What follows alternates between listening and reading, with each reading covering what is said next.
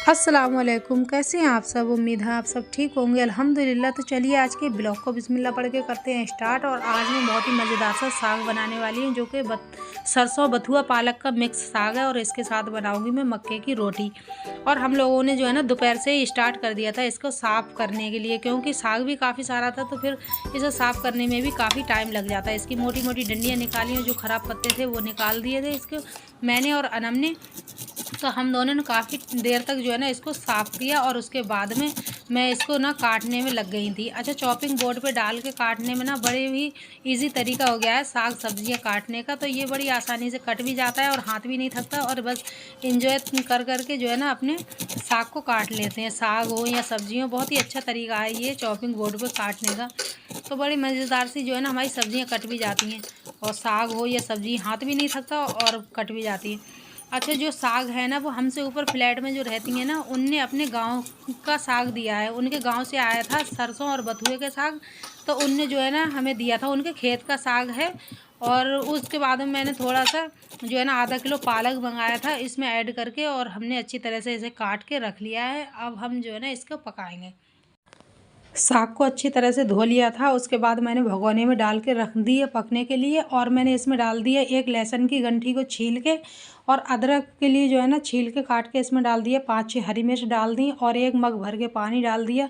और नमक डाल देंगे, और नमक डालने के बाद मैं इसे रख दूँगी पकने के लिए। और पकने में काफ़ी टाइम लगेगा अभी इसके लिए, क्योंकि हम अगर कुकर में बनाते तो ना फिर वो जल्दी बन जाता, लेकिन उतना टेस्टी नहीं बनता। भगोने में जो है ना थोड़ी देर में बनेगा, लेकिन थोड़ा टेस्टी भी बनेगा।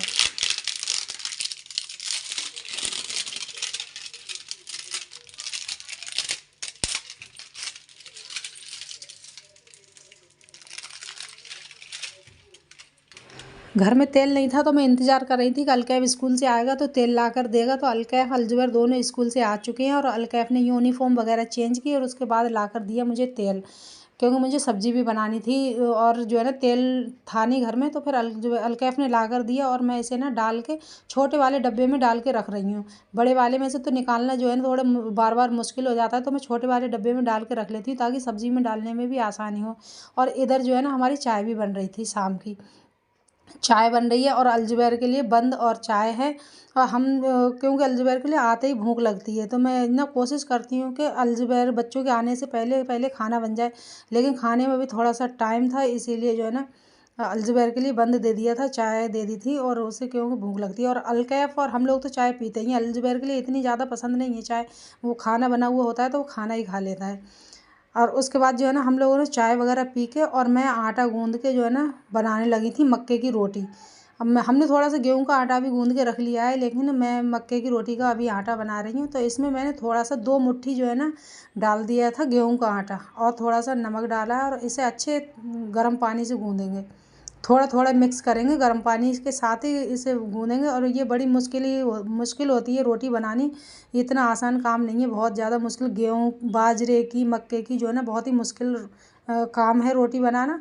तो इसे ना थोड़ी जुड़ जाए, इसी वजह से मैंने जो है ना गेहूं का आटा इसमें डाल दिया है। और अच्छी तरह से इसे नीट कर लिया था, काफ़ी देर तक इसे अच्छे से गूँधना है, ताकि ये रोटी जो है ना आटा थोड़ा चिकना हो जाए और ये अच्छी तरह से बन जाए। तो फिर मैं इसके लिए ना, और ये रोटी जुड़ रही है ना आसानी से, वो यही है कि हमने थोड़ा सा जो है ना इसमें गेहूं का आटा मिक्स किया है ना, इसीलिए जो जुड़ रही है। फिर भी ये बहुत ज़्यादा टूटती है, फटती है रोटी, इतनी मुश्किल हो जाता है इसे बनाना। ये इतना आसान काम नहीं है, बहुत मुश्किल काम है। मुझे पहले के लोग बनाते थे ना, पहले के बुज़ुर्ग जो बनाते थे ना, उनकी आदत होती थी, क्योंकि वो सीज़न में जो है ना इसी के लिए खाते थे।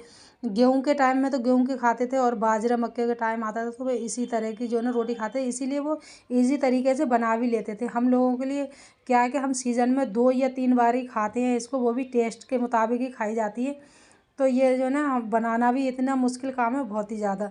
अच्छा, मैंने गेहूं का आटा डाला इसीलिए ये जो है ना बन गई थी। फिर भी मैंने बहुत आसानी से बहुत धीरे धीरे करके जो है ना इसे जोड़ा था, तो बन गई माशाल्लाह से। ये रोटी बन तो गई, लेकिन इसे डाल के और जो है ना थोड़ी देर इंतज़ार करना है। अगर हमने फ़ौरन ही पलटने की कोशिश करी तो ये टूट जाएगी। जब अच्छी तरह से इसे काफ़ी टाइम लगता है, धीरे धीरे ही बनती है ये रोटी। लेकिन हाँ ये है कि गैस के चूल्हे पे भी बन जाती है। इतना मिट्टी के चूल्हे पे तो गांव में बनती है, वो तो अच्छी बनती है, लेकिन इस पे भी जो है ना बन जाएगी, अपने लिए खा सकते हैं बनाकर। ऐसा नहीं है कि हम गांव जाएंगे तभी हमें थोड़े बाजरे की मक्के की रोटी मिलेगी, लेकिन गैस पे भी जो है ना बन जाती है। फिर अब मैंने इसको अच्छी तरह से पलट भी दिया था, और इसे ना फिर बार बार बैलेंस करना पड़ता है गैस के लिए कि लो फ्लेम पे पकानी है, मीडियम पे पकानी है या हाई पे पकानी है। जो है ना इसको बहुत बैलेंस करके रखना पड़ता है।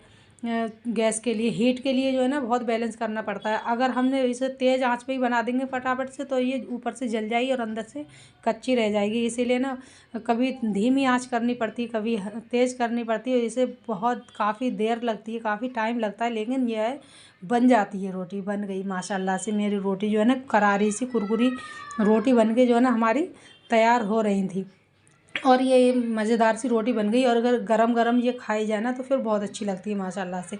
और ये हमारी दूसरी भी रोटी जो है ना मैंने बना ली थी, तो ये दोनों रोटी हमारी सिक भी गई हैं माशाल्लाह से, बहुत करारी सी बन गई हैं, बहुत अच्छी लग रही थी माशाल्लाह से। 2 रोटी बनने के बाद में, और ये मैंने बना ली थी अपनी 5 रोटी मैंने बनाई। मुझे लग रहा था मैंने कुछ ज़्यादा ही शौक में जो है ना कुछ ज़्यादा ही बना डाली, लेकिन फिर भी हम 1-2 दिन में इसे ख़त्म कर ही देंगे, क्योंकि सेक सेक के जो है ना खाते ही रहेंगे। और मुझे अलकैफ़ अल्ज़बर के लिए वो तो मुश्किल से ही खाएंगे ना, थोड़ी बहुत टेस्ट के लिए खा लेंगे, लेकिन उन्हें गेहूं की रोटी पेट भरने के लिए जो चाहिए वो तो गेहूं की रोटी है हमेशा। सदाबहार हमारी रोटी गेहूं की है वो तो। रोटी फिर बन गई थी, उसके बाद में ना तड़का लगाने लगी थी साग में मैंने जो है ना तेल डाल के और उसमें ज़ीरा डाल दिया था। ज़ीरे को अच्छी तरह से चटकने के बाद में मैंने प्याज, लहसुन थोड़ा सा और साबुत मिर्च जो है ना इसे तड़के में डाल दिया था। इसे भी अच्छी तरह से जो है ना भून के और मैंने इसमें डाल दिया जो सबसे ज़्यादा तड़के में जो फ्लेवर जिस चीज़ का आता है वो है हींग। तो मैंने इसे अच्छी तरह हींग भी डाल दी। उसे हींग डालने के बाद में अब मैंने जो हमने पालक बनाया था ना उसे मैंने मिक्सी के इसमें डाल के ना थोड़ी देर चला लिया था, तो इसे अच्छी तरह से मिक्स हो गया। वैसे चाहे तो हम घोटने वगैरह से भी घोट सकते हैं, लेकिन बहुत टाइम लगता है उससे।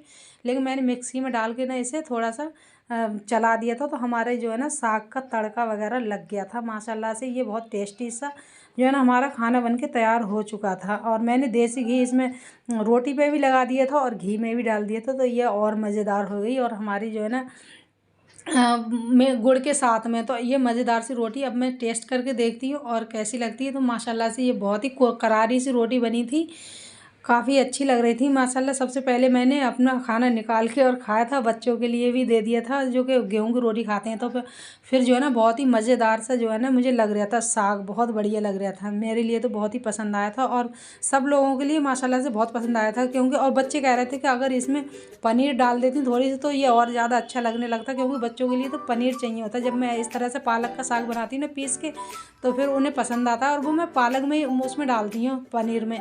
तो वो बच्चे कह रहे थे अगर इसमें पनीर डाल देते तो और ज़्यादा अच्छा लगता। तो माशाल्लाह से ये गुड़ के साथ ये बहुत अच्छा सा हमारा खाना बन गया था। तो इसी के साथ हम लेते हैं आपसे विदा, इंशाल्लाह फिर मिलेंगे अगले ब्लॉग में। अल्लाह हाफिज़, बाय।